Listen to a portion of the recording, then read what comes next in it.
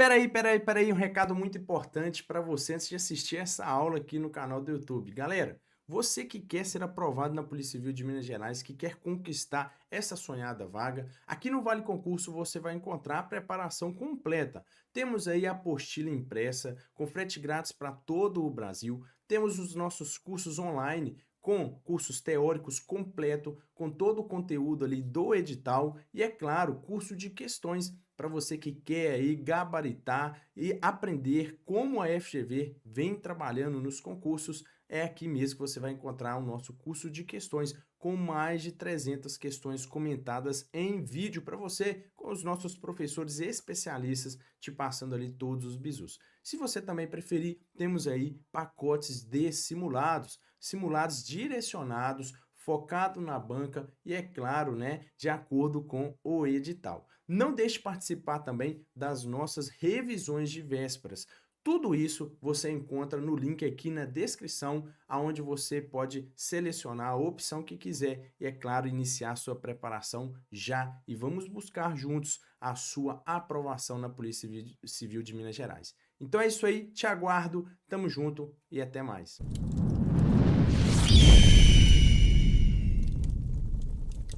Bacana. Galera, o direito penal é uma matéria que algumas pessoas gostam, a maioria gosta, né? Porque a gente vai falar de crime.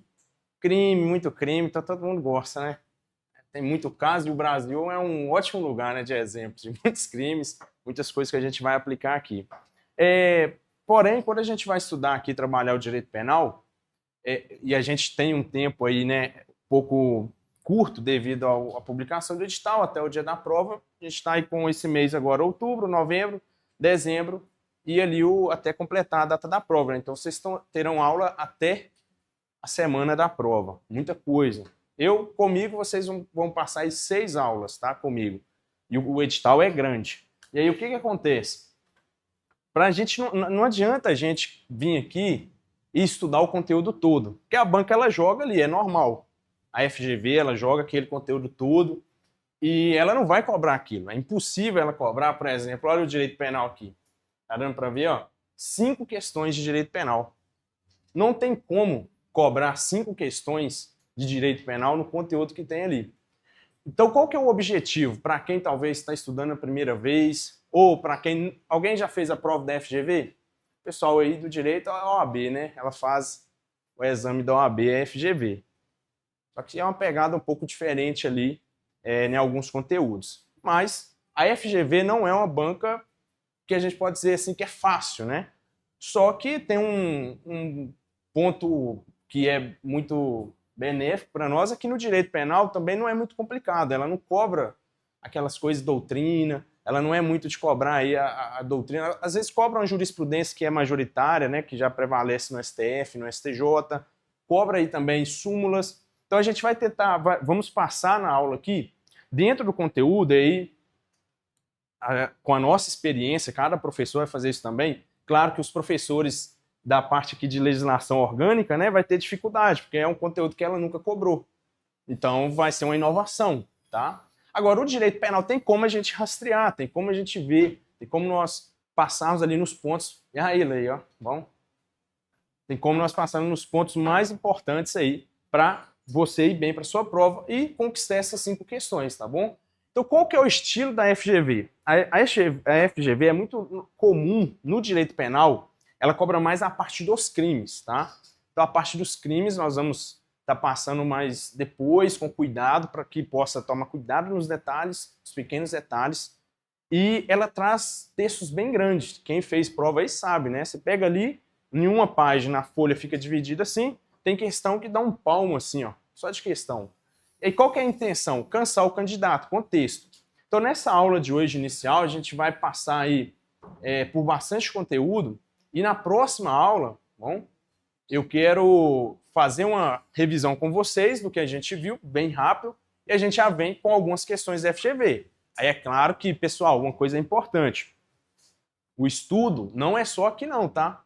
Então a gente quer o comprometimento de todos vocês. Não adianta você só vir aqui e achar que você ficar aqui de 7 às 22 vai resolver seu problema, não. Então, a gente está falando de um edital que está publicado, um edital que é grande, um concurso que é bem atrativo, que vai dar bastante pessoas, chama atenção, muita gente gosta, quer morar em Minas, e não dá para você levar na brincadeira, tá? Então a gente vai tentar trazer, e no mais, aproveitem os professores, é o momento, né, de tirar dúvidas, o momento, chama lá, a gente está no grupo do WhatsApp, tira dúvida, professor, é isso, porque a hora de errar é agora.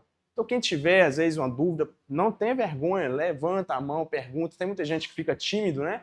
E estudar para concurso, aqui o direito penal, você não precisa ser um especialista em direito penal, não precisa ser mestre em direito penal, o que você precisa é acertar a questão. Então eu não quero saber se você sabe a diferença de qual que o Rogério Santos da Cunha sabe, né? Não sei, não quero saber o que o Rogério Greco sabe. Não. Eu quero saber o que a FGV cobra, tá bom? Então, nesses pontos que tiver alguma divergência, eu vou colocar aqui para vocês. Então, ó, primeiro, a gente tem 5 questões de direito penal e eu também vou pegar com vocês as leis penais aqui, tá? Ali 4 questões. E a prova ela vem por blocos, tá bom? Cada matéria vai ter aquele bloquinho de questões. E aí, o que acontece, pessoal? Era bom se fosse, eu acho até bom, por exemplo, se tivesse diferença em pontos. Joia, boa noite, fica à vontade.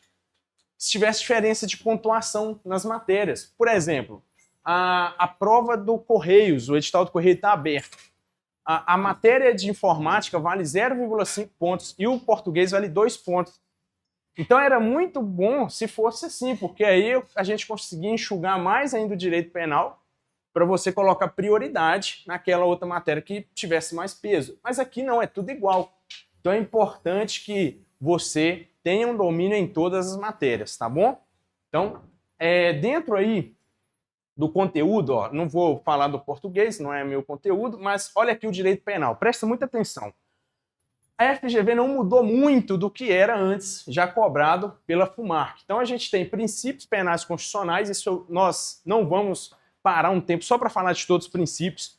O interessante do princípio é você entender o objetivo, né, a finalidade, para que existe aquele princípio. Então, no decorrer dos assuntos, a gente vai falar dos princípios, nós vamos voltando dos princípios, e aí você vai lembrando, né? O pessoal lembra da introdução ao direito, a gente estuda os princípios bastante, e ali é claro que é os princípios que estão previstos na Constituição. Tempo e lugar do crime, contagem de prazo, ou seja, a FGV foi bem específica dentro dos assuntos. Na sua apostila, você vai pegar aí, você vai ver que está basicamente a letra da lei do Código Penal. E eu quero que vocês façam a leitura, pessoal, do conteúdo.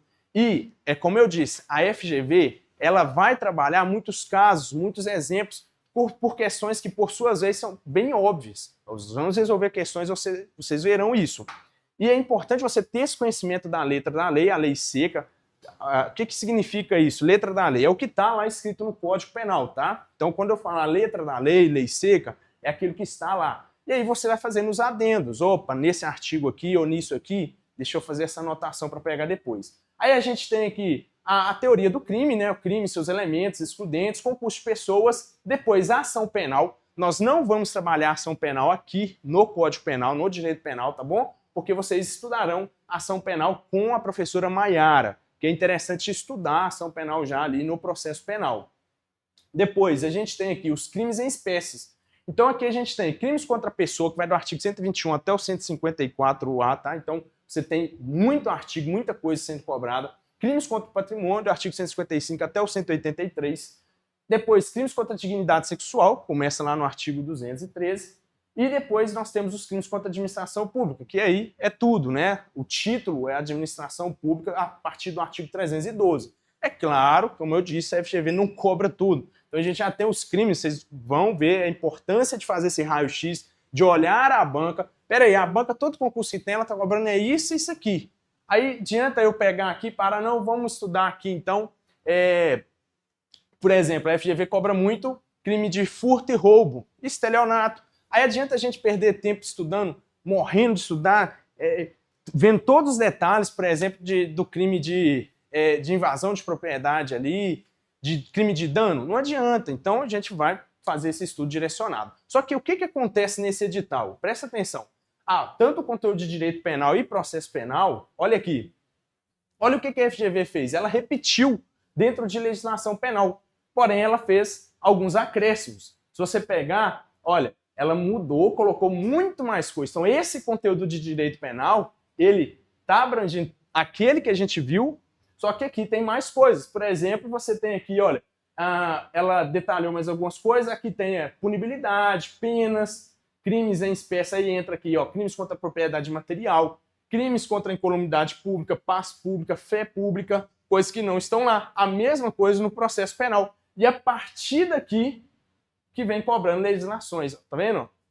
Então a gente tem a LEP, Lei de Execução Penal, a Lei de Crimes Hediondos, 8.072, a Lei de Crimes contra a Ordem Tributária, né, que é a Lei 8.137, a Lei aqui de Interceptação Telefônica, CTB, o Estatuto de Desarmamento, temos a Lei Maria da Penha, Lei de Drogas, a Lei de Organização Criminosa e, olha só, Lei 13.964 de 2019. O que acontece aqui? A FGV, ela copiou e colou de outra edital. Então é muito comum a banca, às vezes, acontecer isso. Aí, tem vezes que a banca retifica, tem vezes que não. Então é muito comum de banca copiar e colar. E ela fez isso. Então, esqueceram de apagar essa parte aqui, porque o direito penal já está sendo cobrado.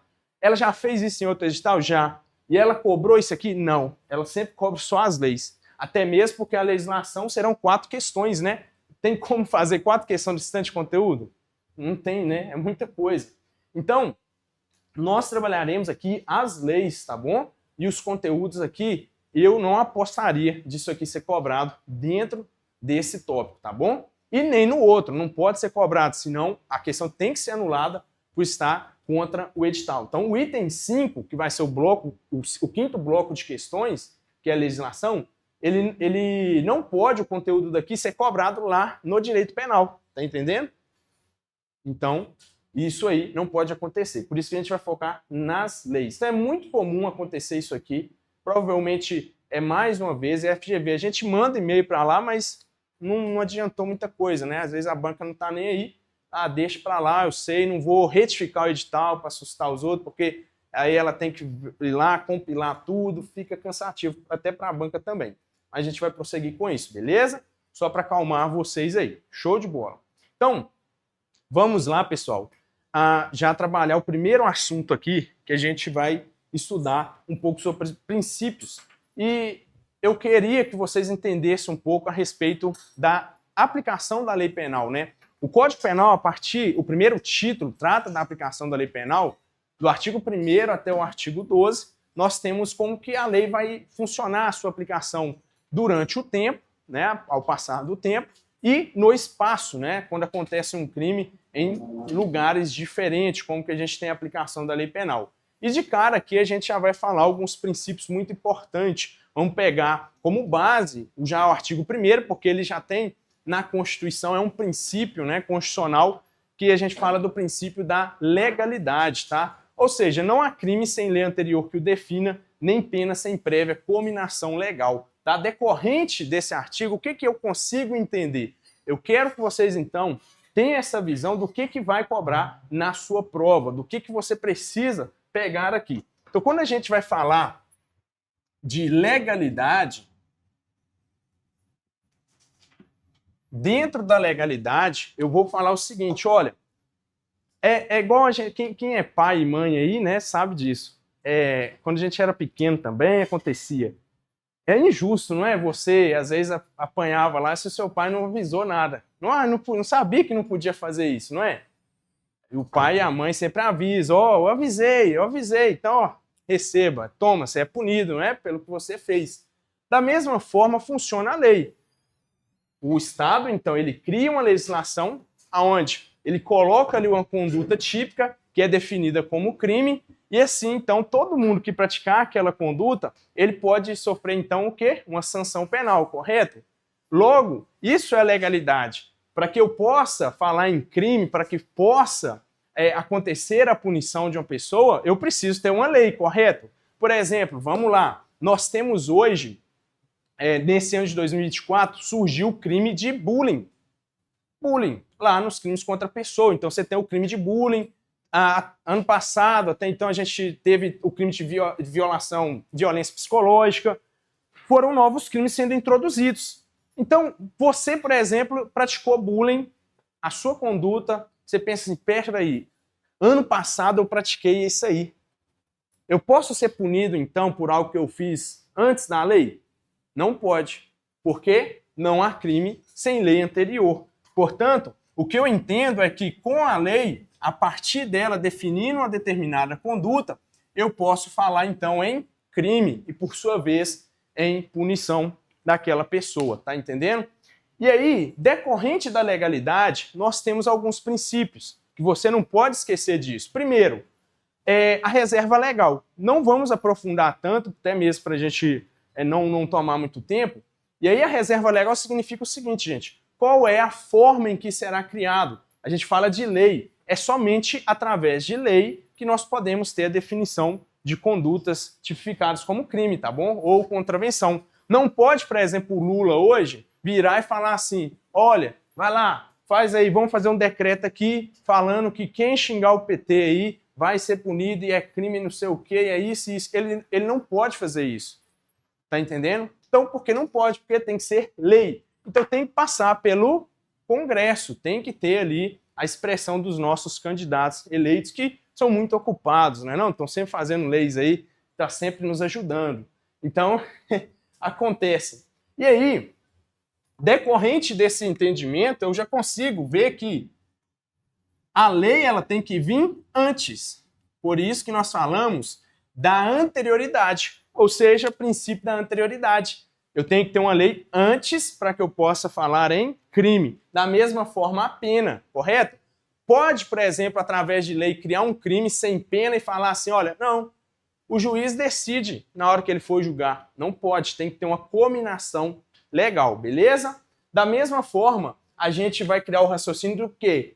Eu falei com você, se a partir aí de hoje, dia 21/10, vamos imaginar que cria então esse crime X. Você, ontem mesmo, praticou essa conduta X. Você então que praticou a conduta aqui, nesse momento, ontem, dia 20/10, você pode ser punido por essa lei? Não pode. Então, isso significa que é a irretroatividade da lei penal. Retroatividade, lembra, de retrospectiva. Não chega no final do ano, a gente não assiste a retrospectiva. Então, retroatividade é a lei voltar para te alcançar. Então, a lei penal, via de regra, presta atenção, o direito tem muito isso, né? Regra e o dobro de exceção, aí você fica doido. Então, a regra tem exceção. A regra é que a lei penal ela não retroage, ela não pode voltar, não pode retroagir. Porém, sempre ela vai acontecer isso? Sempre nunca a lei vai retroagir? Aí que tá. O direito penal, então, nós temos uma exceção. Se essa lei ela for benigna, ou seja, melhor, se for uma lei que é melhor para a pessoa naquela condição, aí ela pode retroagir. Bom? É por isso que nós falamos que é o princípio da retroatividade da lei penal mais benéfica. Então, olha só como é que funciona no Brasil. Se eu tenho uma lei nova, que é pior, por exemplo, o feminicídio, agora, inclusive, tá, pessoal? Atualizações posterior ao edital não acontecerão, não vão aparecer na sua prova, beleza? Então, cuidado, o conteúdo da apostila, às vezes você vai ver, não, mas tá desatualizado, não tá igual... Não, é porque tá de acordo com a época do edital. Se você pegar hoje, o crime de feminicídio tá no artigo 121A. O feminicídio, que é matar a mulher em razão do sexo feminino, deixou de ser uma qualificadora do homicídio e passou a ser uma conduta autônoma, tá? Então, se você matar uma mulher hoje em razão de sexo feminino, que é o feminicídio, você pode pegar nada mais, nada menos de que 20 a 40 anos. Nossa, olha aí, tá vendo? É a maior pena que nós temos aí no Código Penal, tá bom? Então, 40 anos. Desde 2019, que alterou o limite máximo de pena, esse aí é o primeiro delito que nós temos com essa pena máxima de 40 anos. Então, anteriormente, até mês passado, nós tínhamos então o feminicídio com a pena de 12 a 30 anos. Me fala para mim, o que é pior? Esse ou esse? O primeiro ou o segundo? O primeiro. E o segundo é pior, correto? Então aqui não é uma lei posterior, não é uma lei que veio depois? Pode então a pessoa que foi processada, ou então está sendo processada, ou já está cumprindo pena, com base nessa pena, O juiz pode ir lá e pegar e falar assim, olha, não, você agora tem uma nova lei, vamos reorganizar essa pena sua aqui que está errada, porque agora, eu vou analisar aqui, você pode ter de 20 a 40 anos. Vamos imaginar que o cara pegou 15 anos aqui. Pode, então, essa lei aplicar neste caso? Não pode, porque a lei penal é retroatível, beleza? Mas vamos, então, imaginar que fosse o contrário, que aqui era assim e agora veio uma nova lei e mudou a pena para 12 a 30 anos. Dessa vez, eu posso ter essa lei sendo aplicada? Pode, porque ela é benéfica para o agente. Então, a lei penal, se ela for melhor para o agente, ela vai retroagir, beleza? Cuidado com isso aí. E aí, para finalizar aqui, o princípio da taxatividade, que a FGV também não trabalha muito, né? Mas a lei tem que ser taxativa, de falar determinados, né, quais são os crimes realmente, tem que ser de forma expressa e clara no que ela está querendo punir, beleza? Então, pessoal, eu acabei de perguntar a você se a lei for melhor, ela pode retroagir. Olha aqui esse desenho para você entender um pouco. Vamos lá. Qual que é a regra, então? É a atividade da lei. A lei ela tem que ser aplicada a partir dos fatos que acontecerem depois da sua vigência, correto? Essa é a regra.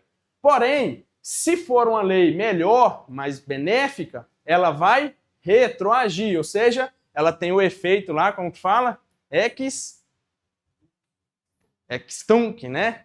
Bate na testa, vai para trás, T de tunc. Se for, então, a lei mais benéfica que aconteceu na época dos fatos, que é isso aqui, ó, por exemplo, vamos imaginar que o cara que matou a mulher na época dos fatos era essa pena. Hoje ele está sendo julgado, tem essa pena. Qual a lei que o juiz vai usar? Essa ou essa? Essa.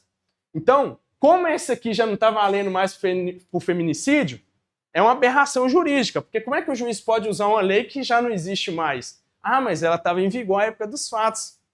Então, eu vou criar uma linha do tempo onde essa lei não existe. Essa aqui, ó. E o juiz vai aplicar. Isso é chamado de, olha lá, ultratividade, né? Que tem aí o efeito ex-nunc, né? Bate na nuca para frente. Então, ultratividade é quando eu vou usar a lei mais benéfica, que está antes. Retroatividade é quando a lei mais benéfica está depois. Olha que coisa. Então, volta para trás. A gente vai fazer algumas atividades, vocês vão ver isso aí como é cobrado. Beleza? Agora eu te pergunto, e se o cara, por exemplo, ele já tivesse cumprindo pena, ele está preso lá na penitenciária de Paba ou aqui em Fabriciano, ele está preso. E aí vem uma lei melhor. Pode aplicar para ele? Pode? Pode. Olha o artigo 2º, parágrafo único. A lei posterior que de qualquer forma, né, favoreceu o agente, aplica-se aos fatos anteriores, ainda que decididos por sentença condenatória transitada em julgado. Então, mesmo a sentença, mesmo que o cara esteja preso, já está lá, a lei pode, ela deve ser aplicada, tá bom? O artigo 2º é um pouco claro, a gente tem aqui a abolitio criminis, né? A abolitio criminis é quando uma lei, dessa vez, ela é uma lei melhor também, né? Mas é muito boa. Dessa vez é como se fosse um perdão, né? Esquece, a lei agora não considera aquele fato como crime mais. Não é crime, como aconteceu no Brasil, o adultério, né? O adultério, ele era crime até 2006. Imagina se fosse crime até hoje. Tava ruim a situação, não tava? Então, nós tínhamos essa conduta tipificada no artigo 240 do Código Penal, crime contra a família. E aí, você teve um abolitio criminis. A lei veio, uma lei posterior, e falou assim, olha, não é mais crime. Pronto, revogou aquela conduta, beleza? Nesse caso, olha só, faz cessar, em virtude dela, a execução e os efeitos penais da sentença condenatória. Então, quando eu tenho um abolitio criminis, que é uma lei que deixa de considerar certo fato como criminoso, ela faz cessar os efeitos, tá, pessoal, da sentença e também os efeitos penais que aquela sentença pode ter dado. Tá bem simples a abolitio criminis, o que não se confunde com o princípio, né, da continuidade normativa típica. Nossa, o que é isso? Misericórdia. É o seguinte, gente, acontece de algumas vezes a lei ela pegar determinada conduta e mudar ela de lugar. Opa, você está aqui nesse quadrado, vou mudar você para cá. Pode acontecer que isso ocorra dentro do próprio código, né, como aconteceu com o estupro, teve a unificação, o artigo 213 com o 214, em 2009, dentro do próprio código, ou através de leis, como, por exemplo, a injúria racial. A injúria racial, ela era uma espécie de injúria, estava no código. Hoje, se você pegar o Código Penal, vai estar lá, revogado. Mas deixou de ser crime a injúria racial? Não. Ela foi para a lei de racismo, a lei 7.716. Então, houve uma mudança material. Isso significa que é um princípio da continuidade, ou seja, a norma ela continua sendo típica. Não aconteceu a abolição crimes. Então, esse quadrinho aí, né, ele resume tudo que a gente falou aqui a respeito de retroatividade e não. Se for uma lei melhor, novatio legis in melius, né, ao latim, sai da faculdade e vem latim para cá, né? É sacanagem. Ó, novatio legis in melius retroage, ou seja, uma nova lei melhor. Uma novatio legis impédios não retroage, uma nova lei pior, tá? A novatio legis incriminadoras não retroage. O que é? É uma lei que vem criando um novo crime, ou seja, ela incrimina. E a abolição crimes é o contrário, agora ela vem apagando. Então uma está escrevendo, a outra está apagando. Então é só lembrar disso aí, retroatividade. Agora, a gente tem um detalhe que é importante, que é o seguinte. Vamos imaginar determinada conduta de, vamos pôr aqui o sequestro. Você sequestra uma pessoa hoje, do dia 21/10, vai lá, mantém ela sequestrada, né? Sequestra o cárcere privado. Você mantém ela, vamos colocar até o dia 30/10, ok? O sequestro, ele é um crime em que nós classificamos ele como crime permanente. Ou seja, o seu flagrante, a sua consumação, ela se estende pelo tempo. Olha, o cara fica no gerúndio, sequestrando, né? Tipo assim, ele fica em sequestro. Ó. Só vai acabar aqui. Vamos imaginar que foi no dia 30 que ele ia liberar. Tá entendendo? Portanto, imagina só que o sequestro, agora eu não lembro de cabeça qual que é a pena. Vamos imaginar aqui que é de 4 a 10 anos, tá? Não me lembro agora. E aí, no dia 25... nós temos uma nova lei que vem e fala assim, não, a pena do sequestro não é mais de 4 a 10 anos. A pena do sequestro agora é de 8 a 20 anos. O que é pior, essa ou essa? A nova, não é? Correto. E aí você no dia 30 solta lá a sua vítima. O juiz, você foi preso e tudo mais, você terá então aplicado qual pena? Essa ou essa aqui? Qual a lei que será usada? O que vocês acham? A pior ou a melhor? Você disse, ele falou que entre esse período todo ele estava em sequestro, então ele ainda estava praticando o crime do dia 30. Excelente. Esse é o raciocínio que o STF estabeleceu. Os advogados, defensores recorreram falando assim, mas e no caso do STF, e no caso dos crimes permanentes? Eu vou aplicar a lei que é melhor ou pior? Se essa lei pior ela surge durante aí a prática do crime. Olha só, súmula 711, tá aí, ó. O STF chegou no raciocínio que ele acabou de falar. A lei penal mais grave se aplica ao crime continuado ou ao crime permanente, não são sinônimos, tá? Se a sua vigência, a vigência é anterior à cessação da permanência. Quando cessou a permanência? No dia 30. A vigência foi no dia 25. Ou seja, aplica-se a lei penal mais grave. É isso aí. Então, não esquecer, isso aí é cobrado pela FGV, tá bom? Outra coisa importante, não confundir súmula 711 com 611, que não tem nada a ver. Vamos imaginar que o cara já recebeu a sentença condenatória, pode ser que ele esteja preso. Quem que é competente para poder aplicar aquela lei? Lembra que é o juiz da execução, tá? Isso aí a FGV já cobrou bastante também, inclusive vocês vão estudar isso na LEP, no artigo 66, compete ao juiz da execução aplicar aos casos julgados lei posterior que de qualquer modo favoreça o condenado. Então, é muito comum a FGV colocar que é o juiz que proferiu a sentença, tá? Não, é o juiz da execução que vai ser competente para aplicar a lei penal mais benigna, beleza? Aí ela, às vezes, vai colocar que é o tribunal do júri, vai colocar não, que tem que fazer uma votação para ver se merece ou não tem como aplicar. Então, lembrar que a competência é do juiz da execução. Pessoal, e aí, às vezes você vai estudar outra coisa, né? Principalmente o pessoal aí que fez o direito ou está fazendo, tem muita doutrina, muitas coisas que são divergentes às vezes. Mas tudo que a gente vai estudar aqui é o que a FGV cobra, tá bom? Então, se às vezes você tiver alguma dúvida a respeito de algum conteúdo, é o que a gente vê aqui, que é o que vai aparecer na sua prova, tá? A gente está baseado no que a FGV está cobrando. Agora, só para a gente finalizar essa parte, olha só esse caso aqui. Vamos imaginar, e a FGV já cobrou isso, a combinação de lei, né? Vamos imaginar que, por exemplo, veio uma lei e aquela lei, ela falava que aquele crime ele tinha uma pena de 2 a 4 anos em multa, correto? Depois veio uma lei B, e a lei B falou assim, não, agora esse crime ele tem uma pena de 4 a 8 anos, só que sem multa. A pena lá é pior, não é? Só que agora não tem multa mais.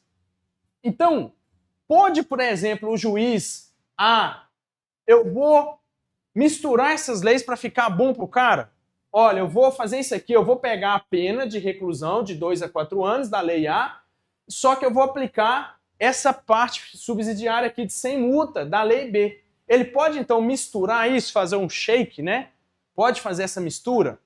Não pode, tá? A combinação de lei, ela é, então, aí vedada. Isso é o que a FGV vai cobrar. Você vai encontrar doutrina, entendimentos que acreditam que é possível, por ser mais benéfico, tá? Mas o que a gente tem que lembrar é que a combinação de lei é vedada, tá? Gente, vedada é proibido. Às vezes a gente vai usar alguns termos assim, mas é importante. Lembra de veda rosca, tá?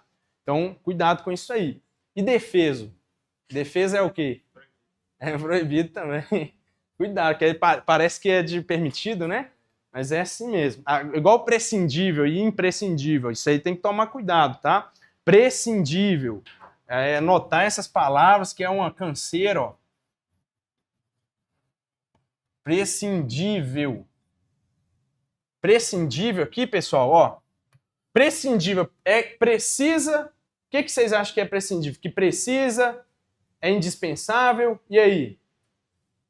Parece que precisa, né? Mas não é. É o contrário. Que não precisa. Prescindível. Ou seja, é prescindível. Vamos lá. Tá certo ou errado aqui, olha. É prescindível para a minha aprovação que eu estude muito. Eu tenho que estudar muito, não é não? Agora, imprescindível, aí sim é que precisa. Aí é sacanagem, mas, né? Fazer o quê, né? Prova de direito português. Tem que saber, ué. Aí, vamos lá agora falar de um caso da lei temporária e excepcional. O que significa isso? O artigo 3º do Código Penal apresenta para nós casos em que determinadas leis elas têm algumas características diferentes. O que é uma lei temporária? É uma lei que tem data para acabar. Essa lei é criada, ela tem uma data para começar e uma data para morrer.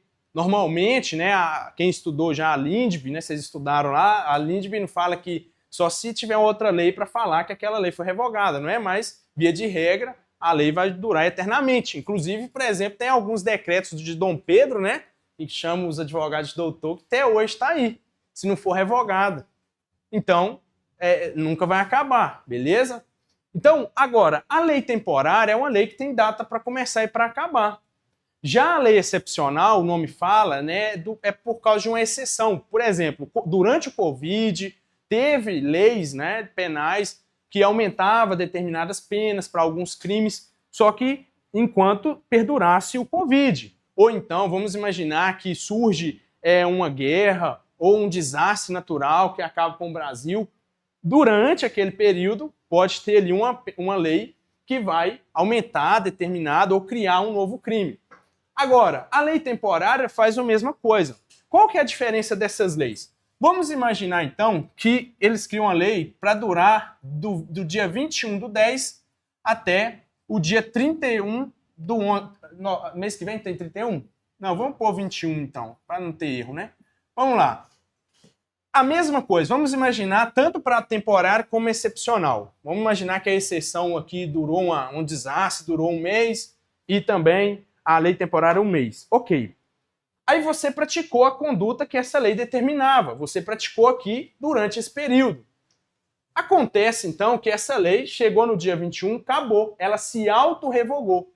Então, ela se auto-revogou. Ela não vale mais. É uma lei temporária, excepcional. Ela tem essa auto-revogação. Não é necessário o Congresso ir lá, juntar tudo de novo e tudo mais, para criar uma lei que fala que revoga aquela lei temporária. Não precisa. Tá? Então ela auto se revoga. Aí você fala assim, mas a lei toda, né? Porque essa lei aí, eu pratiquei o crime e ela agora não vale mais. E como que eu posso ser punido por algo que não existe mais, uma lei que não existe? Correto? Esse não é o raciocínio? Aí que você se engana. Por quê? Olha o finalzinho dela ali, olha. Aplica-se ao fato praticado durante a sua vigência. Então, no Brasil, a gente sabe que a celeridade não acontece, né, tão rápido, né? Tem casos aí que arrasta por 20, 30 anos para até ser julgado. E aí você, por exemplo, em 2025, você está sendo ali indiciado, processado por causa dessa conduta. É possível isso? Sim, porque essa lei excepcional e temporária, ela tem a ultratividade, que nós vimos, a ultratividade. Ou seja, elas aplicarão, ainda que elas já estejam revogadas, aos fatos que aconteceram durante a sua vigência. Tá entendendo? Então o juiz vai usar elas como base para punir você. Mesmo que tenha passado um ano já, isso aí não tem problema. Então é um conteúdo aí que a FGV costuma cobrar. Então agora a gente vai trabalhar tempo do crime e lugar do crime. Cuidado! Presta atenção, gente. Tempo e lugar do crime existem 3 teorias para nós aqui aplicarmos. A primeira delas é a teoria da atividade, a segunda é chamada de teoria do resultado. E aí surgiu uma terceira teoria que juntou essas duas, ou seja, misturou, ela é chamada de teoria mista, tá? Ou teoria da ubiquidade. Anota esse nome, lembra disso, porque é o que a FGV cobra, esse nome. Então, a teoria da ubiquidade é a junção dessas duas teorias. Vamos lá. Tempo e lugar do crime, eu quero dizer o seguinte, qual é o momento que aquele crime aconteceu? Tá entendendo? Como é que é o seu nome? Flávio tá aqui. Eu dei uma facada no Flávio aqui. O Flávio foi socorrido, né? Foi mal aí pro hospital. Aí ele morre quarta-feira, dia 23, coitado. Qual que vai ser o tempo do crime? Hoje ou no dia que ele morrer? Gente, o que vocês acham? Hoje? No dia, né? Não é o dia que ele morreu, não? Pois então, presta atenção, vamos ler lá? Se eu usar a teoria da atividade, vamos entender aqui, eu vou dizer que o momento do crime é agora, quando eu dei a facada nele. Se eu usar a teoria do resultado, eu vou dizer que é quando ele morreu. Se eu usar a teoria mista, ou da ubiquidade, é os dois. Pode ser qualquer um dos dois. Olha o que o artigo 4 fala. Considera-se praticado o crime no momento da ação da omissão, ainda que outro seja o momento do resultado. Então, qual que é a teoria que adotou ali? A atividade. Então, para o tempo do crime, nós temos a teoria da atividade. Agora, vamos trabalhar a mesma hipótese de lugar. Só que quando eu falo lugar do crime, eu não quero falar de, por exemplo, um crime, ele aconteceu aqui em Patinga e foi lá para Fabriciano, por exemplo. Continuou ali. Não. O Brasil, para o direito penal, é um lugar só, tá? Para lei. Então a lei aplica em todo o território nacional. Aí tem os territórios por extensão, mas a gente não vai entrar nisso porque não é o caso do conteúdo que está exigindo ali. E aí, vamos imaginar então o que significa esse lugar. A gente tem países soberanos, ou seja, Fala em um país com fronteira com o Brasil. Bolívia? Alemanha? Não, né? É Paraguai. Então é isso aí. Então vamos lá. O Paraguai é bom que você compra uns trenzinhos lá, né? Cai aqui, então. Vamos lá. Imagina então que o Flávio agora, vamos matar ele de novo. O Flávio, ele vai voar para o Paraguai para comprar umas coisas lá, né? Eu sei que ele vai para lá e eu quero matar ele. E aí eu coloco uma bomba no avião, não é esse exemplo aí, que é muito clássico. E a bomba tá lá para explodir. Vai explodir assim que o avião pousar. Eu coloco aqui a bomba aqui no Brasil, no aeroporto aqui do Brasil, ou seja, a minha ação ou missão acontece aqui, não é? O avião vai até o Paraguai. Quando pousa, puf, vira cinza. Matou o Flávio. O resultado aconteceu aonde? No Paraguai. Se eu usar a teoria da atividade, significa que o lugar do crime é onde aconteceu a conduta ou omissão, né? Aqui é conduta, ação ou omissão. Se eu usar a teoria do resultado, significa que é lá onde aconteceu o resultado, não é?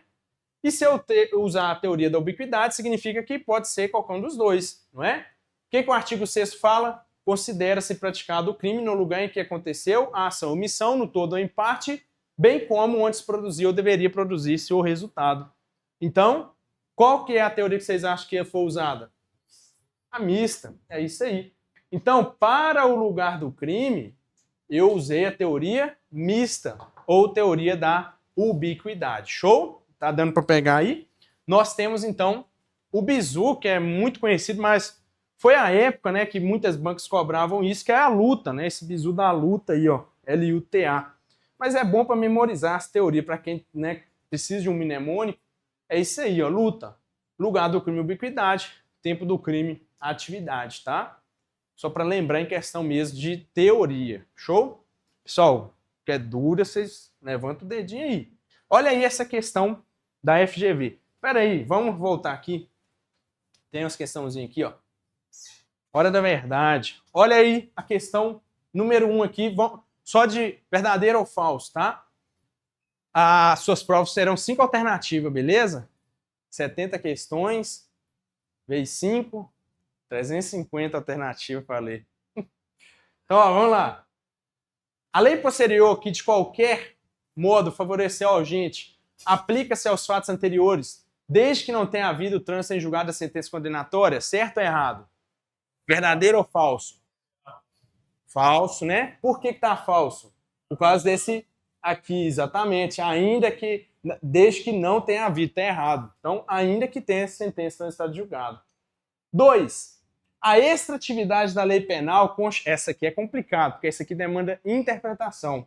A extratividade da lei penal constitui exceção à regra geral de aplicação da lei vigente à época dos fatos. Nossa, tá difícil, né? Tá certo ou errado?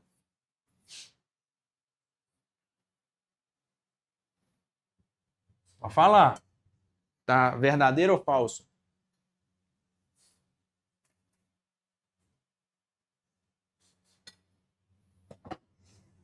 Vamos lá, vamos lá? Dá uma resposta. Tá certo, tá? Por que tá certo? O que é a atividade da lei penal? Não tem nada a ver com isso aqui, ó. Atividade da lei penal. Qual que é a atividade? Que a lei vigente, aos fatos que acontecerem, aplica-se a lei vigente à época dos fatos. Essa é a atividade.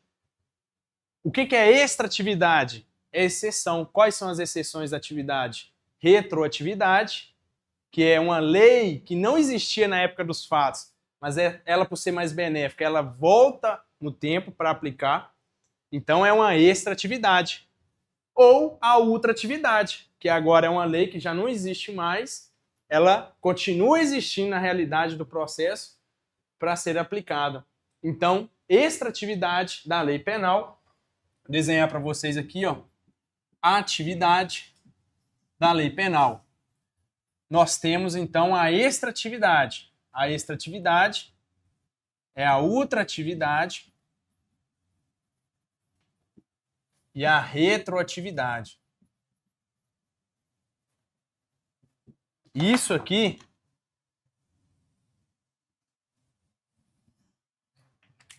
é chamado, então,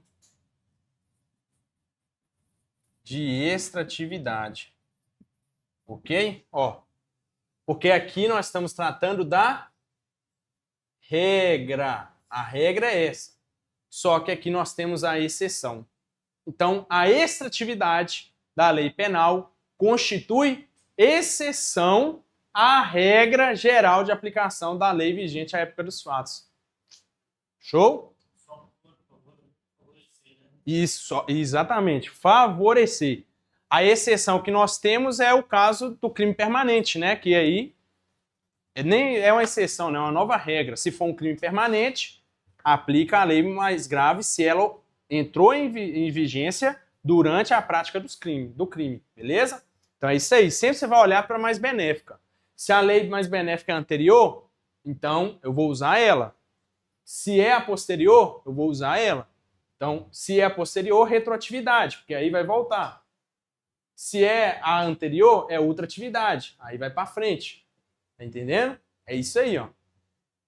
E a terceira, uma conduta é considerada crime se for criada norma nesse sentido a qualquer tempo. Não. Falso?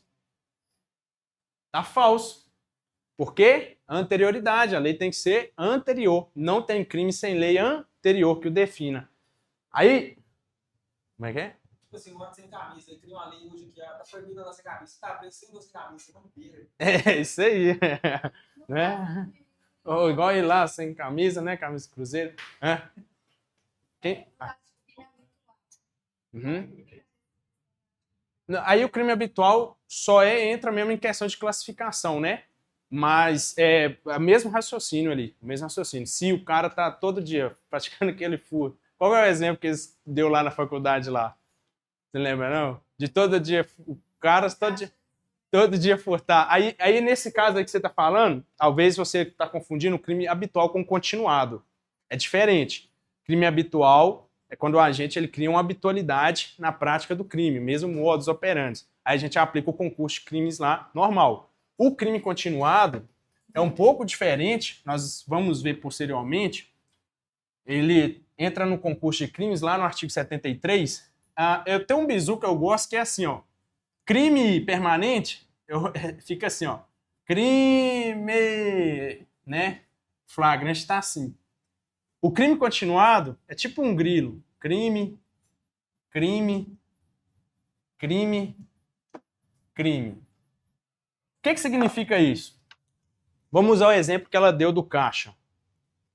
Eu tenho por objetivo aqui, trabalho no mercado, por exemplo, e aí, o Fraga tá me ligando aqui, só ver o que.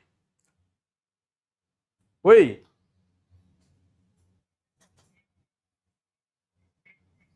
Ah, beleza então, fechou. Nada. Pessoal, chegou um cara ali atrasado. Só, pera aí, deixa eu ir lá abrir lá pra ele. Não vi.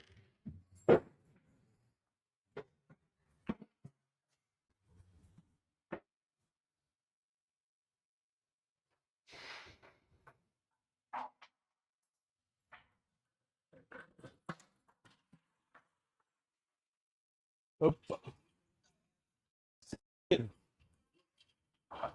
Você só encosta a porta, não pode subir lá.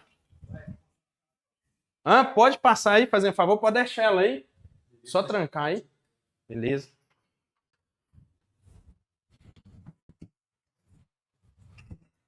O pessoal fechou lá. Aí não tem jeito. Vamos lá. Então, pega o raciocínio. Você trabalha lá no caixa. Aí você tem um objetivo, que é praticar um crime de furto de R$1.000. E aí você fala assim, olha, de segunda a sexta eu vou furtar, vou pôr aqui mais um, né? Eu vou furtar R$200. 200 aqui, 200 aqui, 200 aqui, para não dar muita falta. E aí, final de semana eu tô com 1.000, correto? Logo, eu aqui estou em continuidade delitiva para um determinado fim meu, que é os R$1.000. Então, todo dia, estou praticando furto, 155. Todo dia é um furto. Isso é uma continuidade delitiva, é o crime continuado. Portanto, se, por exemplo, nesse dia aqui, vem uma pena e aumenta uma lei mais grave, aumenta a pena do furto, quando, vamos imaginar que a câmera me pegou tudo lá, eu fui preso e tudo mais, eu terei aplicado a lei mais grave. Tá entendendo? É o mesmo raciocínio do crime permanente. Tá? Então, a diferença é que no crime permanente é um fato típico, é uma conduta que a consumação ela é prolongada pelo tempo. No crime continuado, são vários crimes. Tá entendendo? Então, aplica a súmula 711. Se entra uma lei penal mais grave durante a prática de um crime permanente ou continuado, ela que será aplicado enquanto, né, se a vigência dela é anterior à cessação da permanência ou da continuidade delitiva. Deu para pegar o raciocínio? Tá? Então, crime continuado. Isso, o raciocínio é o mesmo. Exatamente. Agora, olha essa lei, eu esqueci de falar para vocês, Helena, aqui, né? Olha essa questão que a FGV cobrou nesse concurso aí do Tribunal de Contas, lá do Pará. Ó, Manuela, com a intenção de matar, efetuou um disparo de arma de fogo em face de Júlio, no dia 1/6/2024, junho. Júlio foi atingido com gravidade e foi levado ao hospital por terceiros, onde recebeu efetivo atendimento médico. Entretanto, por complicações decorrentes do projeto de arma de fogo, Júlio veio a falecer em 1º de agosto, ou seja, 2 meses depois, não é? Em 10 de julho, ou seja, no outro mês, que ele já estava hospitalizado, olha, entrou em vigor a norma penal que aumenta a pena dos crimes de homicídio praticados pelo emprego de arma de fogo. Porém, a mesma lei criou uma causa de diminuição de pena aplicável, em tese, ao fato. Então, aqui, o que a gente tem? Uma lei, vamos lá, essa lei piorou a pena, correto? Olha, ela aumentou a pena, porém ela trouxe uma causa de diminuição também. Lembra? Então, essa lei ela tem uma parte benéfica, que é a diminuição, mas ela tem uma parte maléfica ali, que é o aumento de pena. Então, qual que é a lógica que nós vamos usar? Existe a lei que estava em vigor na data do fato, dia 1º/6, correto? No dia 10/7, entrou a lei em vigor e no dia 1º de agosto o cara morreu. Beleza, como que o juiz vai fazer? Qual que é o tempo do crime? Qual que é o tempo do crime? 1/6. Em parte. Só uma parte dela. Tá vendo? Ela aumentou a pena, porém trouxe uma diminuição. Então ela foi mista, né? Igual um sorvete misto. Metade boa, metade ruim. E aí? Como que o juiz vai fazer aqui? Ele pode, então, acho que seria o mais lógico, né? Vamos seguir aqui. Essa lei aqui, vamos pegar a lei A e aqui a lei B. Ele, então, pega a pena da lei A, que é melhor, não é? E aqui ele pega a diminuição, correto? Não é não? Ele faz isso aqui? Não pode não, é isso aí, não pode. Então, o que o juiz vai fazer aqui?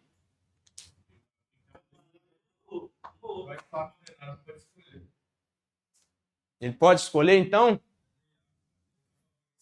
Qual a alternativa aqui, então, que vocês marcariam? Olha a letra A, vamos ler uma por uma. Considera-se ocorrido o delito no dia 1º de agosto, tá certo? Errado. B, o delito ocorreu no dia 1º de agosto, já nem precisa terminar de ler. C, o delito ocorreu no dia 1º/6, ok? Porém, a nova lei retroage apenas na parte que beneficia a acusada. É errado, a gente não pode. Por quê? Letra D. O delito ocorreu no dia 1º/6, certo?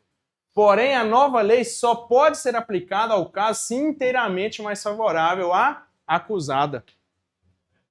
Essa ou a C? E a D e a E? O momento do crime se protrai entre a conduta e o resultado. Já está errado. Letra D. Eu só posso retroagir a lei se for na sua aplicação total, porque eu não posso fazer essa combinação. Não posso. Da mesma forma, por ela ter uma parte que é pior para o agente, eu também não vou poder retroagir ela. Então, ela só pode ser aplicada se inteiramente favorável. Show? Deu para entender aí o raciocínio? Tá vendo a questão da FGV? Você acha que essa questão, que é uma questão, nossa, que é um trem que você não sabe? Ou é uma questão que só quer brincar com sua cara, não é? Uma questão que quer te confundir? É assim que é a FGV, tá? Alguém tiver dúvida, pode falar. Ó, questão, então, gabarito, letra D. Aqui a gente mata rápido. A FGV está cobrando no edital prazo, contagem de prazo. O que significa contagem de prazo? A regra do Código Penal fala que a contagem de prazo inclui-se, né, o dia do cômputo, o dia do início é incluído no cômputo e pronto, e conta os dias nos meses e anos do calendário comum. O que significa isso aí? Simples. Hoje é dia, só para vocês entenderem a lógica, hoje é dia 21/10, correto? Isso. Então, se eu recebo, por exemplo, um prazo de 5 dias, quando que esse prazo acaba? Dia 22, dia 23, dia 24, dia 25, dia 26. Hã? 25? Mas 21 mais 5 não é 26? Não, mas inclui o primeiro e exclui o último. É isso aí, ó. Então é isso aí. Mas tem assim, às vezes faltando poucos minutos para virar. Exatamente, a conta. Então você foi preso ali hoje, né? 23 horas da noite. Já conta. Tá entendendo? Então o dia do início é computado. Ele é incluído no cômputo. Não é igual a matemática, né? Se você for somar 10 mais 5. Né, 21 mais 5 no caso. Você não vai somar 21, 22, não é? Você vai 22, 23, 24, 25, 26. Mas aqui não. Aqui eu incluo o dia do início. Então, esse prazo ele termina aqui. Show? É isso. O que a banca pode fazer? Falar o contrário. Falar que acaba no dia 26. Não tem dificuldade nesse ponto, né? Não achei nenhuma questão da FGV sobre esse assunto. Aqui eu queria trabalhar com vocês.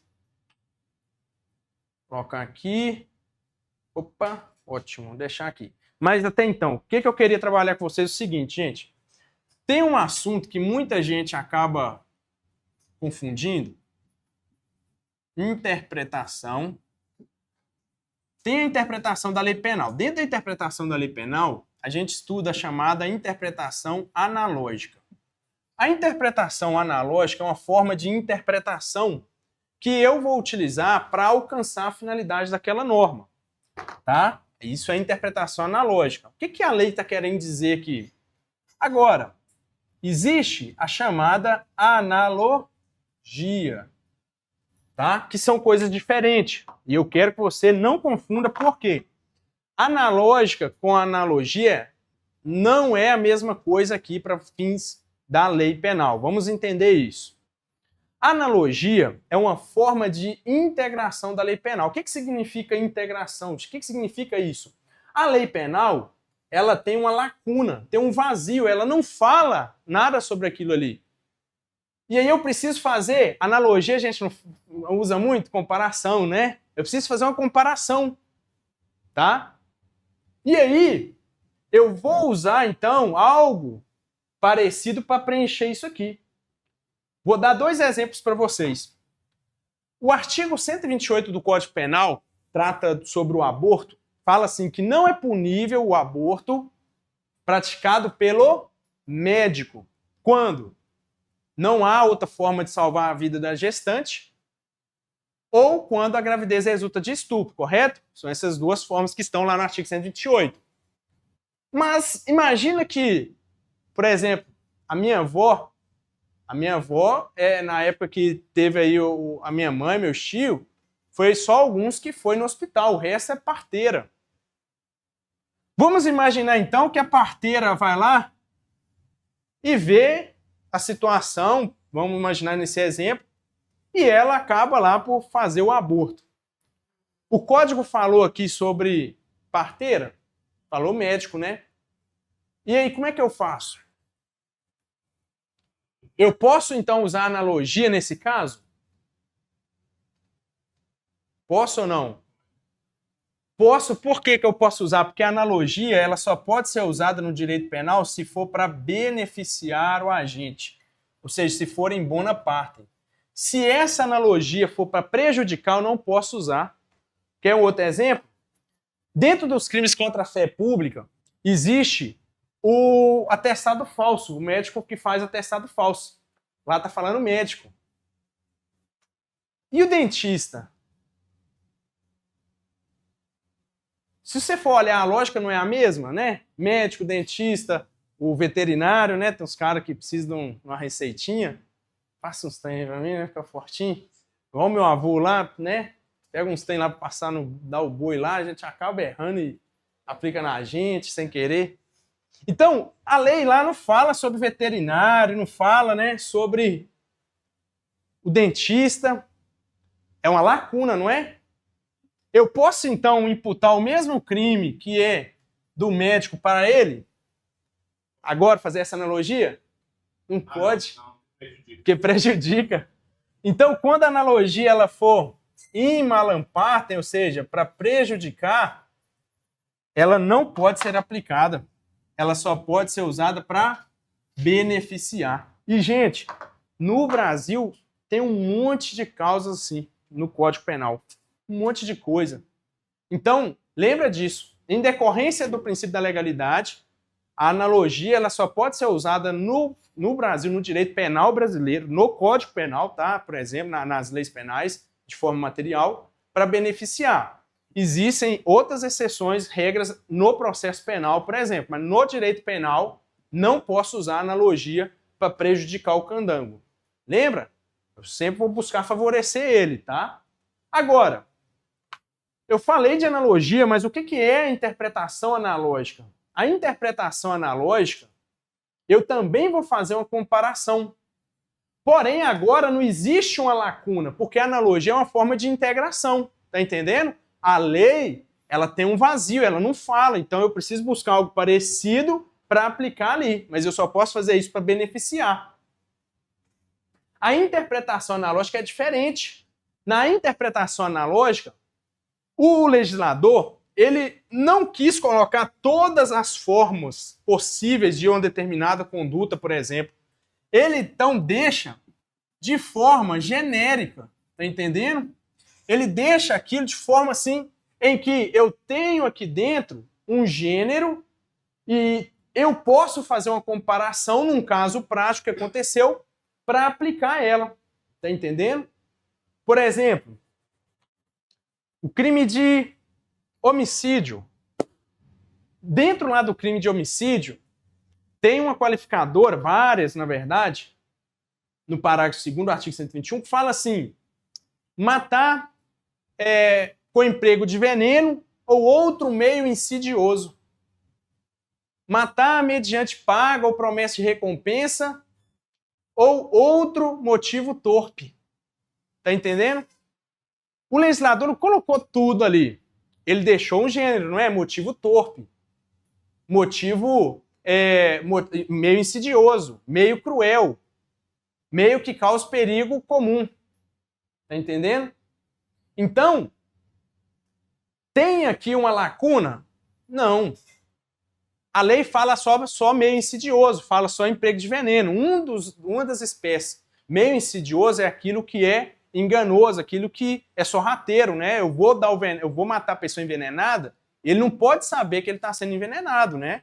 Então, eu empreguei o veneno, é um meio insidioso. Mas eu posso praticar outras condutas de forma que sejam igual, insidioso também. Da mesma forma, o motivo cruel. O código fala lá, por exemplo, por asfixia. Quantas formas cruel não tem para matar uma pessoa? Ué, demais, não é? Mediante fogo, por exemplo, eu vou matar ali a pessoa mediante fogo ou que cause perigo comum. Não é só, eu posso dar tiro em um monte de gente, não é? Chega aqui nessa sala, se eu atirar aqui, tô querendo matar o Flávio de novo, tá, Flávio? Você hoje vai morrer hoje. Então, só aqui na aula, tá? Então eu tô aqui, ó. Não é um perigo, se eu jogar uma granada aqui, o perigo é comum. Então, mas não foi com fogo, então eu não posso fazer analogia. Não, tem nada a ver. Eu deixei um gênero, que é um meio de perigo que possa causar perigo em comum, e aí eu vou usando os casos que vão acontecendo na prática para isso. Então, interpretação analógica é uma coisa, e aí, você entendeu que a interpretação analógica ela pode ser usada para prejudicar o agente? Porque é uma forma de interpretação. A analogia não é uma forma de interpretação, ela é uma forma de integração.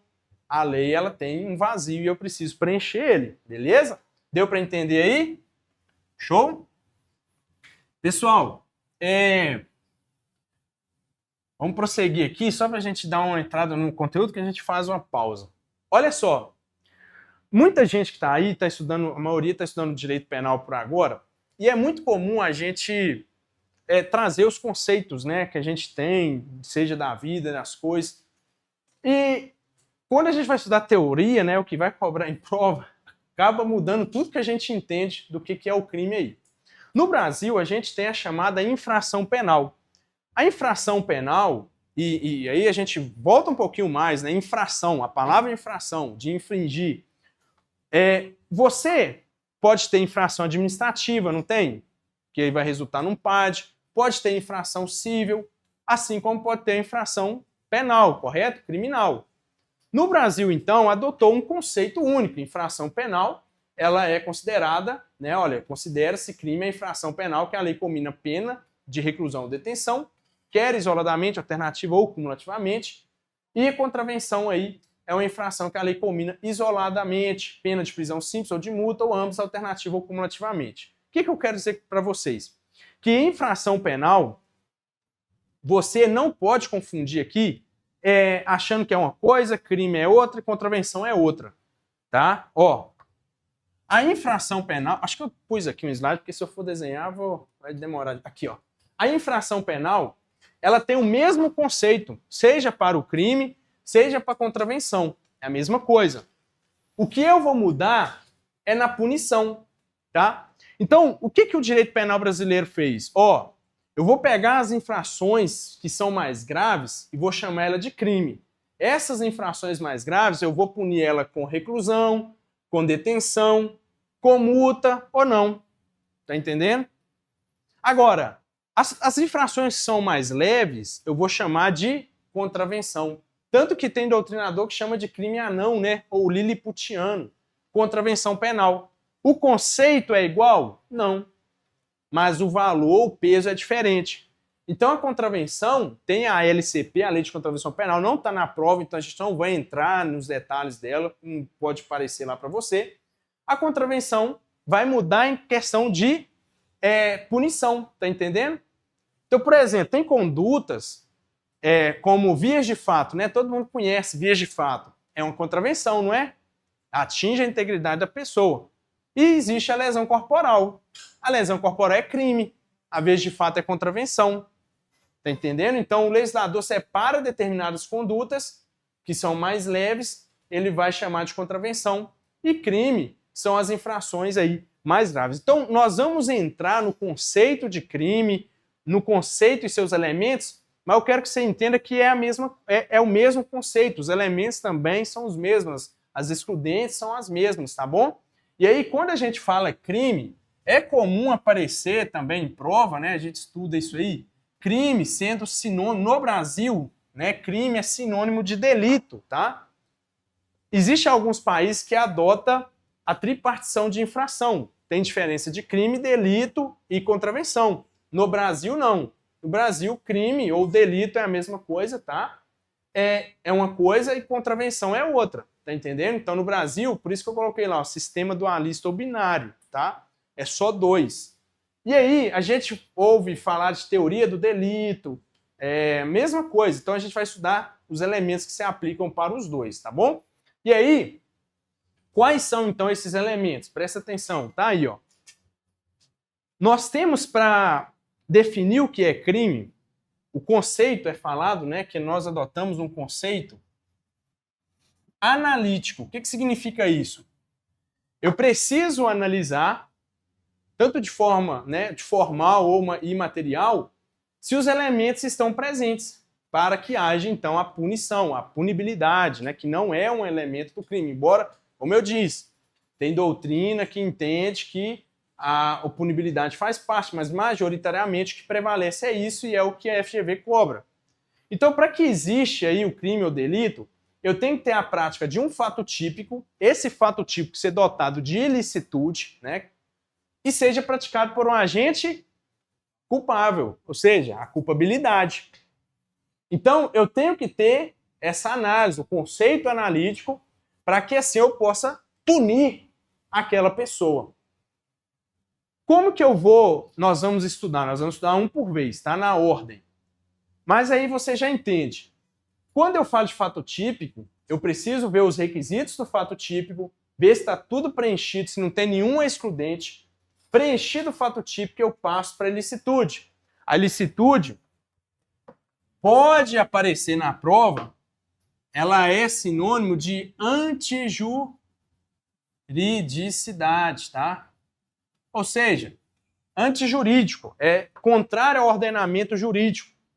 A ilicitude, eu não analiso elementos dela, eu vou analisar as excludentes da ilicitude. O que significa isso? Matar sempre é errado? Sempre vai ser ilícito matar? Sempre. Depende da situação, porque se você matou numa situação de legítima defesa, aquele fato típico, ele se torna lícito. Ele se torna permitido. Ele deixa de ser ilícito e passa a ser lícito. Tá entendendo? Depois que eu vi a ilicitude, eu passo para a culpabilidade. A culpabilidade, ela tem uma análise agora subjetiva. Eu vou analisar o agente que praticou o crime. Eu vou analisar se ele tem imputabilidade, se ele tem consciência da ilicitude, ou se tinha também como exigir dele uma conduta diversa. Então, isso é a culpabilidade. Beleza? Aí nós vamos iniciar agora no fato típico. Olha aí. O fato típico é um conceito aí básico para vocês, mas, resumindo, o fato típico, eu vou analisar uma conduta praticada por um ser humano, né? Quem pratica crime, né, é o ser humano, correto? Nós, humanos. Embora a pessoa jurídica possa praticar crimes atualmente ambientais, crimes ambientais, previsto na Lei 9.605, não está cobrando para vocês no edital, mas nós vamos estar falando aqui de condutas humanas, tá? Então, é uma conduta humana praticada que essa conduta, ela tem um resultado, eu consigo conectar essa conduta ao resultado e, por sua vez, eu encontro a tipicidade, ou seja, eu vou encontrar na lei um artigo que preenche aqui, que casa. Por exemplo, você vai lá comprar alguma coisa numa padaria, no mercado, correto? Você chega no caixa, pagou, foi embora, obrigado, de nada. É uma conduta, não é? Uma ação. Você fez alguma coisa. Mas agora você vai lá e dessa vez você, na hora de pagar, você entrega uma nota falsa de R$5. Você fez a mesma conduta, não é? De comprar. Teve venda. Obrigado de nada. Dessa vez, essa conduta, ela tá tudo ok com ela? É uma conduta típica? Agora sim. O fato de eu ir lá no mercado, na padaria, comprar alguma coisa e pagar tudo correto é uma conduta, mas não é uma conduta típica. Não é previsto na lei, não é crime isso. É crime? Não é. Mas se eu ir lá e comprar com a nota falsa, opa, agora é crime, não é? Então, eu tenho um fato típico. Estou fazendo só um resumo para vocês, para você conseguir entender o que é o fato típico. E o fato típico, ele possui os elementos, são elementos cumulativos, tá? Se não tiver presente, eu terei a exclusão do fato típico. E a primeira dela, o primeiro requisito que nós temos é a conduta. A conduta nada mais é que uma ação ou omissão praticada a um determinado fim, né, para eu conseguir atingir o meu objetivo. Depois eu vou voltar aí, tá, para vocês analisar, mas só vamos trabalhar esse conceito aqui para vocês pegar. Conduta, então, eu tenho tanto a ação, que é fazer, tá, que também é chamado de comissão com C, e aí é com 2 S, e a omissão, que é deixar de fazer, tá entendendo? Eu posso responder por deixar de fazer ou por fazer alguma coisa. Essa conduta, ela tem que ser uma conduta consciente e voluntária, tá? Então, tem que ser uma conduta que eu esteja em estado de consciência e também tem que ser voluntária. E aí dentro a gente trabalha a questão do dolo e da culpa, tá? Dirigida a uma finalidade em busca de um resultado, e isso está tipificado na lei como infração penal. Portanto, lembra disso, não há crime sem conduta. Não tem como ter um crime sem conduta. É por isso que quando a gente fala de finalidade, né, a teoria finalista que é adotada majoritariamente, que é o quê? A conduta, ela define, a teoria finalista define aí a conduta sendo comportamento humano voluntário, que ele é dirigido a um fim. Por isso, finalista, finalidade. Tá entendendo? Como eu disse para vocês, apenas os seres humanos podem praticar condutas, tá? Seres humanos, como regra. Mas a gente tem as pessoas jurídicas, tá? O que é pessoas jurídicas? As empresas aí, a Uzi Minas, ela pode praticar. A Samarco, né? Olha o que a Samarco fez aí com as barragens, a Vale, né? Lá em Brumadinho, crime. Só que como é que pega a Uzi Minas e põe ela dentro da cadeia? Não tem jeito, né? Então, as penas lá na Lei 9.605 são din-din, muito din-din mesmo, que são cobrados. Agora, e como que fica, quando a gente fala aqui sujeito ativo, como fica o caso do menor de idade? O menor de idade, menor de 18 anos, né? O artigo 27 fala que é inimputável o menor de 18 anos. Ele pratica crime? Não, ele pratica fato análogo a crime. É isso aí. Ele não pratica crime, ele pratica fato análogo a crime. Agora, ele vai praticar um fato típico e ilícito, porém não tem culpabilidade, né? Porque ele é inimputável. Então, o que está escrito aí, para haver crime, então tem que ter dolo. Ou culpa. Ou Mas culpa. se eu pagar uma nota de R$5 falsa e eu não souber que ela é falsa, não é crime? Não, aí não é crime, se você não sabe que ela é falsa, né? Não é crime. Mas calma que a gente vai entrar dentro de culpa e dolo. Não preocupa. Explicar a conduta culposa é um problema da teoria que a gente adota. É um problema muito grande. Porque como que eu posso responder por algo que eu não quis fazer de verdade, né? Mas eu causei. Tem por sua negligência, imprudência ou imperícia. Essa é a lógica. Se você, por exemplo, não troca lá o pneu do seu carro, da sua moto, tá lá o pneu já no arame, na chuva aí, você sai, causa um acidente. Aí você fala, mas eu não quis machucar essa pessoa. Peraí, mas era previsível que poderia acontecer isso, não é? Tá entendendo? Então, inclusive, você falando isso aí, deixa eu ver se... E aí?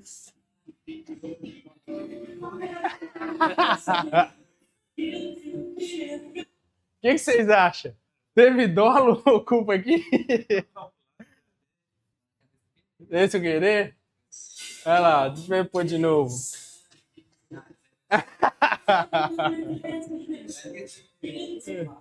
Mas pessoal, brincadeira aí, mas só para descontrair. Mas quando a gente fala do dolo e da culpa, nós vamos trabalhar aqui. Para eu falar que é um crime culposo, ele tem requisitos. Normal. Eu tenho que ver se é uma conduta humana voluntária. Você está saindo de moto lá, voluntário. Você tem uma violação de um dever de cuidado objetivo, não é? O que é objetivo aqui quando a gente fala assim, olha, cuidado objetivo, presunção objetiva? O que significa isso? É a boa-fé objetiva. Ou seja, é comum para todo mundo. Não é? Todo mundo não concorda que se você andar com o pneu de sua moto Não é normal? Então isso é objetivo. Ou seja, você está violando o dever de cuidado, não é? Objetivo. Um resultado naturalístico involuntário, aí que entra a não vontade. Você não quer. Você sai na sua moto, você quer matar os outros? Então é involuntário. Nexo entre a conduta e o resultado, ou seja, essa ligação entre a sua conduta e o resultado. Não, realmente foi por causa disso que aconteceu esse acidente. Ah, não, agora foi um carro que me bateu em mim, me jogou e eu caí em cima da mulher e matei ela. Aí quebrou o nexo causal, não tem nada a ver. Resultado involuntário, que a gente acabou de ver, porém previsível, de forma objetiva. Não é previsível? Só que você tá. O que você pensa? Não vai acontecer, né? Vai dar certo. Confia, vai dar certo. Não é? E tem que ter tipicidade. O que significa isso? Tem que estar previsto em lei. Então, nem todo o artigo 18, aqui, ó, parágrafo único, ó, salvo os casos expressos em lei, ninguém pode ser punido por fato previsto como crime, senão quando pratica dolosamente. O que significa? A regra é que é punido de forma dolosa. Só que se tiver previsão legal da forma culposa, aí eu posso punir você. No caso, por exemplo, do homicídio, existe homicídio culposo. Existe lesão corporal culposa, mas não existe furto culposo, entendeu? Não existe. Não existe corrupção culposa, mas existe peculato culposo. Então é só quando eu tiver aquela conduta típica, tem que estar prevista em lei. Aí é diferente, dolo eventual. Não confunda culpa consciente, culpa com dolo eventual. Aqui, ó. A FGV cobra muito isso aqui. Tem essa tabelinha aí, né, que o pessoal gosta, por causa da palavra feia ali, foda-se. Mas para você conseguir entender um pouco. Ele falou dolo eventual. O artigo 18, no inciso 1, fala assim: disse crime doloso quando o agente quer o resultado ou assume o risco de produzi-lo. Isso é dolo eventual. Tem previsão e assumo o risco, ou seja, foda-se, tô nem aí. Lembra do caso daqui que eu queria matar o Flávio? E aí eu não ia pôr uma bomba no avião?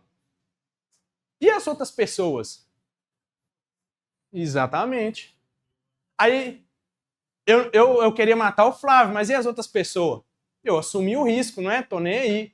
Eu matando o Flávio é o que importa. Então, foda-se. O dolo direto é o quero fuder mesmo. Ou seja, eu tenho previsão, eu quero matar ele. Tá? Simples assim.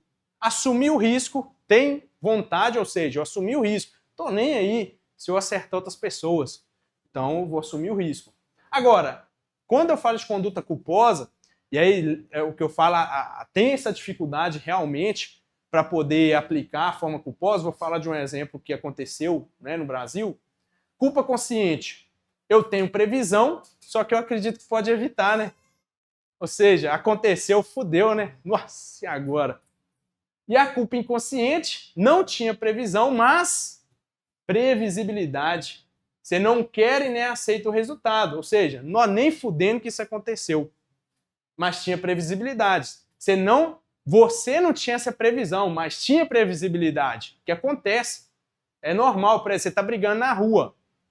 Você não teve a previsão que se você bate no cara, ele podia cair e bater a cabeça na calçada, não é? Mas era previsível, correto?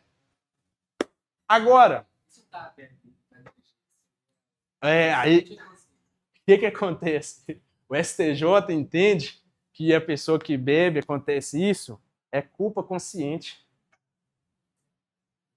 Porém, se você faz racha, é dolo eventual. Se você fazendo racha, acontece alguma coisa, o que prevalece nos nossos tribunais? Racha, dolo eventual.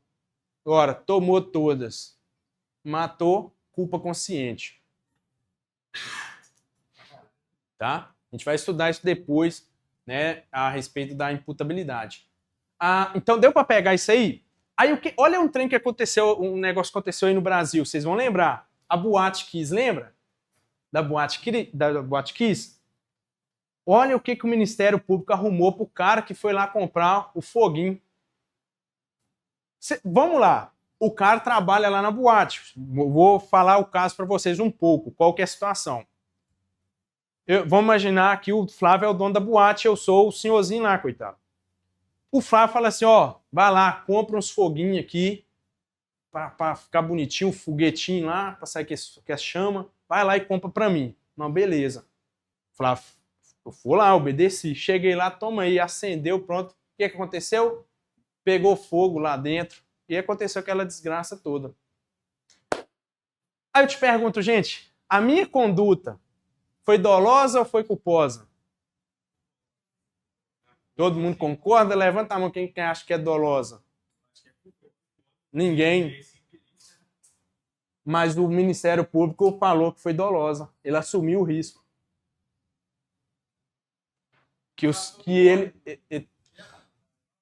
Mas o Ministério Público não concorda. Ele assumiu por isso. Dá pra saber também, né? O Ministério Público é isso. O que tem a proibição, né? Porque dá pra saber também. Dá pra fazer, dá pra saber. Dá pra saber também. Tipo assim, ó, eu vou comprar um trem e vou colocar fogo dentro. Você tá sabendo o que você tá fazendo também? Aí que tá, ele compra, mas acredita que se pegar fogo dá pra pagar. Velho. Mas Aí acho só que ele obedecer a tá lei. mais descrito ali na Fuga do Sul. Bom, mas é isso aí, gente. Preocupão. Ele só fez O que acontece? Não preocupa, não tem quem tá certo e errado. É isso aí, é quem ganhar lá no júri, lá no processo. O advogado e o promotor vai brigar para isso, aí. A tese que prevalecer, entendeu? Não tem, a lei não fala, a lei fala, não, se você comprar foguete aqui, não fala, então fica quem vencer a tese, tá entendendo? Ué. Por exemplo, a gente vai trabalhar daqui a pouquinho sobre os ofendículos, que são aparatos de defesa, né, que você pode usar no seu patrimônio. Acho que foi aqui em Patinga aconteceu isso. O senhorzinho viajou, pôs uma espingarda na porta. O bandido, ao abrir a porta, né, para furtar, tomou um tirão. Deu homicídio doloso nele. Eu vi isso aí. Tá, mas isso aí já Esse tem uma intenção mesmo. Esse Ué. apenas tem chileno lá. Então, aí quando isso começou a discutir, ficou a dúvida do seguinte, espera aí, mas o cara, ele estava se defendendo. Ué. Não era legítima defesa. Isso que prevaleceu, que não era. E sabe por quê?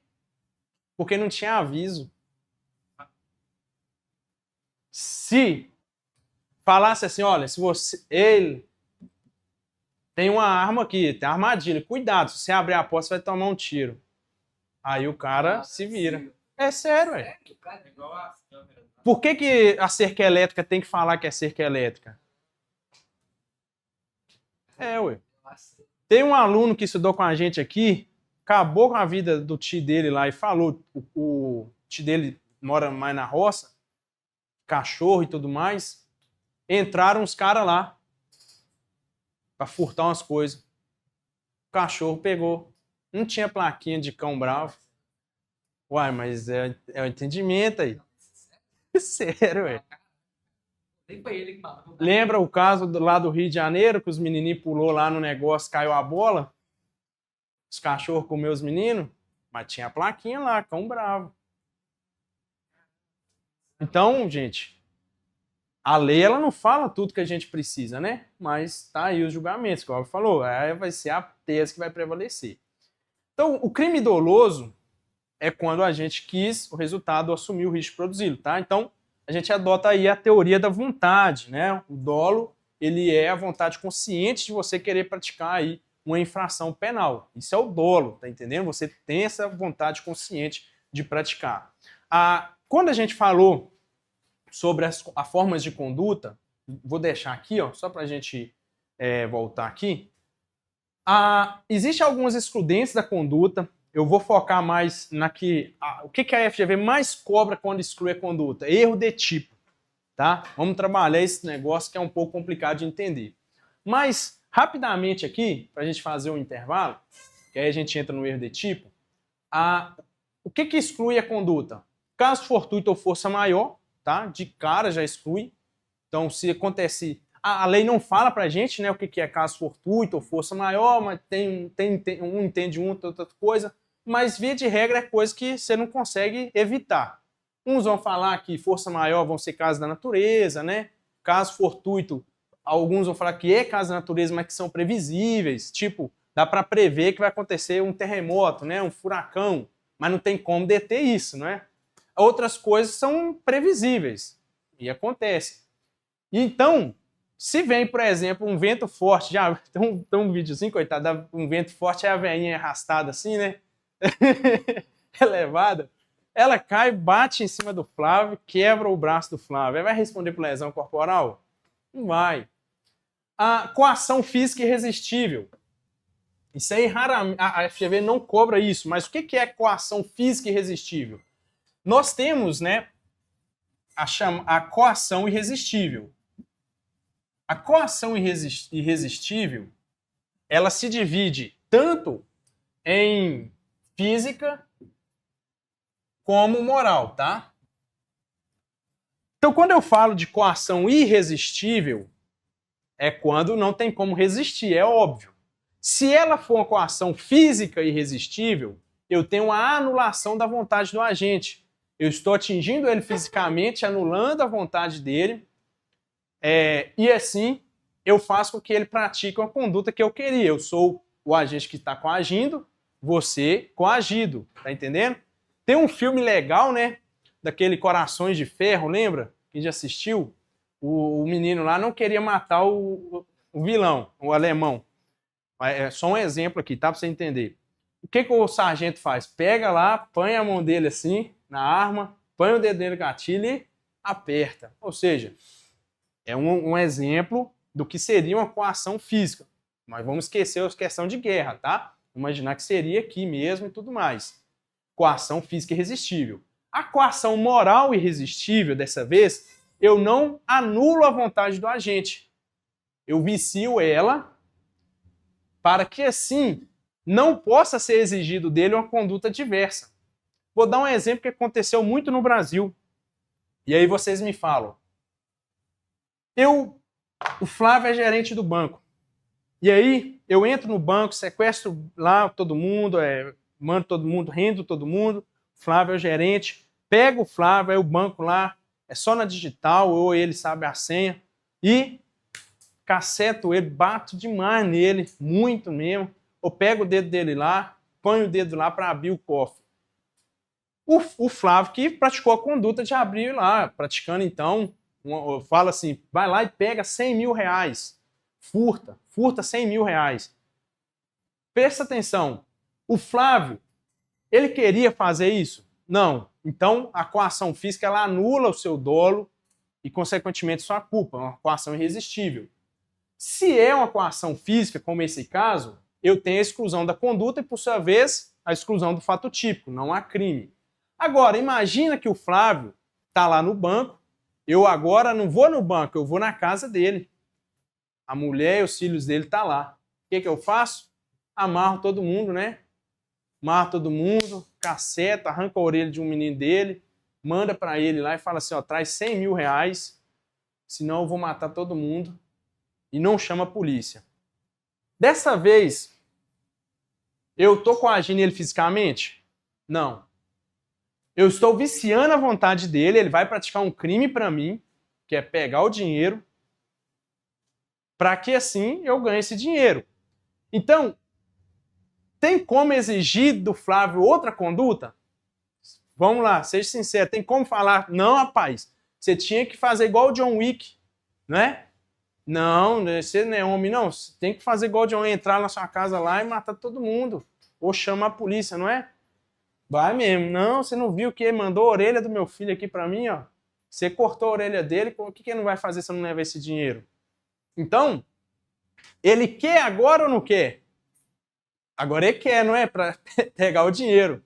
Então você teve vontade. Só que a sua vontade tá viciada para benefício meu. Eu que estou te coagindo. Logo, não tem como exigir de você uma conduta diversa. Portanto, não tem culpabilidade. Ele praticou o crime, mas ele será isento de pena. E eu vou responder na pena daquele crime. Isso é coação moral irresistível. Então, a coação moral irresistível, ela vai excluir a culpabilidade. ela vai isentar ele de pena. A coação física, ela exclui o fato típico. Ou seja, não há crime. É como se ele não tivesse praticado o crime. Quem praticou fui eu. Eu só usei ele ali para fazer isso. Beleza? Então, não confunda. Movimentos e reflexos. Lembra que a conduta não tem que ser consciente e voluntária? Então, voluntária. Movimentos e reflexos, né, que às vezes pode acontecer, né, a gente tem um reflexo, um susto assim, eles também vão excluir a sua conduta. Você não tinha vontade, não é? Você chega às vezes ali, já aconteceu isso aí, por trás da pessoa, assusta ela. Aí a pessoa assusta, bate sem querer assim, ó, quebra seu nariz ou acaba fazendo outra coisa. Foi uma conduta voluntária? Foi involuntária, né? O contrário, involuntária. Então, neste caso, exclui a conduta. Conduta inconsciente. O cara é sonâmbulo ou tá hipnotizado e o direito penal aceita a hipnose, tá? Ah, mas é só falar? Não, né? Tem que comprovar. O efeito de droga é considerado como causa de inimputabilidade, né? Por efeito. Então a gente vai trabalhar na inimputabilidade. Inconsciência não, é diferente. Inconsciência de inimputabilidade é diferente. A gente vai trabalhar isso lá na imputabilidade. Então a lei 11.343, no artigo 45, fala que é isento de pena o agente que, por efeito de droga, no caso fortuito ou força maior, ele, no momento da ação da omissão, ele era inteiramente incapaz de entender o caráter ilícito do fato ou de comportar-se de acordo com o seu próprio entendimento. Isso é diferente de inconsciência. O cara está consciente. É consciente aqui, de literalmente usando o seu consciente. O cara, por mais que ele seja doido, ele tem a consciência. Ah, eu vou matar você, igual aquele psicopata, o cara louco, não é? O cara louco, ele sabe, quer matar. Só que é um cara que tem um transtorno. Então é diferente. É uma pessoa que não tem capacidade de entender o que é errado. Uma criança. Meu menino lá, o Samuel, tem 3 anos. O Samuel, se eu deixar, ele sobe aqui e pula lá embaixo. Ué. Ele é o quê? Inimputável, ele não tem consciência do que está fazendo. Tá entendendo? Essa é a lógica. Então, estado de inconsciência é diferente de estado de incapacidade. Então, o cara que é inconsciente, está no estado de inconsciência, ele pode ter excluído a conduta porque ele não estava na sua plenitude ali de consciência para fazer uma determinada conduta. Meu irmão, você tem que ver meu irmão. Meu irmão, depois, né, fez tratamento e tudo mais, melhorou. Mas meu irmão, a gente, né, dormia junto ali, no mesmo quarto, meu irmão era sonâmbulo demais na conta mesmo, de ir pro quintal e brincar no quintal dormindo. Sério, me abria as portas de casa tudo, aí a minha mãe, né, passou a tirar a chave, né, da cozinha, do portão, porque ele saía mesmo, saía. Eu cansava de ir buscar ele lá na sala, ele sentado lá assim no sofá, aí eu chegava, ô Sueli, vamos para a cama. E já tinha falado que não pode fazer, acorda, não pode, né, porque a pessoa pode dar um estado lá de até mesmo morrer, um mal súbito, pode acontecer, o sonâmbulo. Aí eu falava, vamos, Sueli, e ia. E era direto. Ele falava, ô, vou na corda, vamos brincar de bola. Eu, não, eu tô com sono. E de madrugada. Então acontecia. Uma vez ele quase saiu na rua, que ele falou, lá onde a gente morava, no lado, assim, tinha um lote vazio que tinha pé de manga. Aí ele tá assim, vamos lá pegar a manga? Dormindo. Rapaz, eu falei, não, pode ir lá dormindo assim. Aí eu fui abrir um pouco o olho assim, aí ele já não tava lá mais. Aí eu saí vazado, ixi, rapaz, o cara tá lá. Aí eu achei lá no quintal. Ele já tava indo lá. Aí é doideira, cara. A minha mãe, e puxou do meu pai, né? Tá explicado.